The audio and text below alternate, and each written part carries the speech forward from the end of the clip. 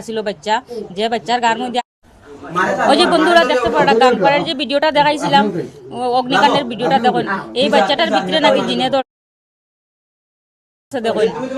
আমরা তো গেছি ভিডিও করছি অনেক, কিন্তু কিছু বুঝি না। আর আজকে সন্ধ্যার পরে দেখুন এই হালত, তার অবস্থা আটটা হঠাৎ করে তার কিরকম করিয়ে এই দেখুন কিরকম শক্তি তার মানুষ আখাইতে পারে না ধরে, তার মায়ে বাবায় অবস্থাটা কিরকম হয়েছে দেখুন।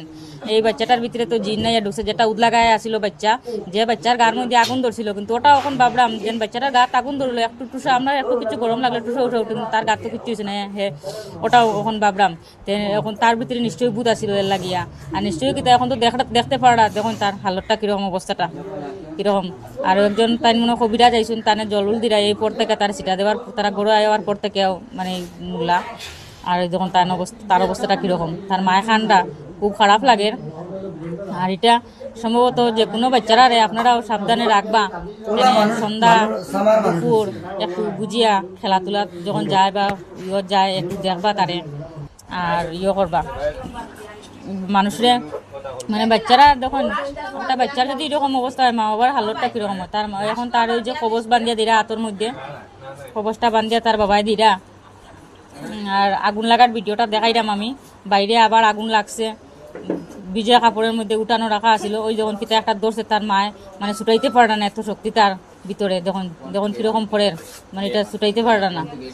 আর এই যে বাচ্চাটা উঠলাগাই দেখছে আবার আর এই দেখুন এই দেখুন এখানে সব ভিজা, আর এখানে দেখুন দুয়া উড়ের কিরকম আবার ধরছে, দুয়া উড়ের ভিজা কেউ আসলে না, আমার ছেলে একটা সব ভিতরে আসলে একটা বাইরে আইসি আইয়ার দেখে এখানে দুয়া উড়ের ভিডিওটা করছে দেখুন।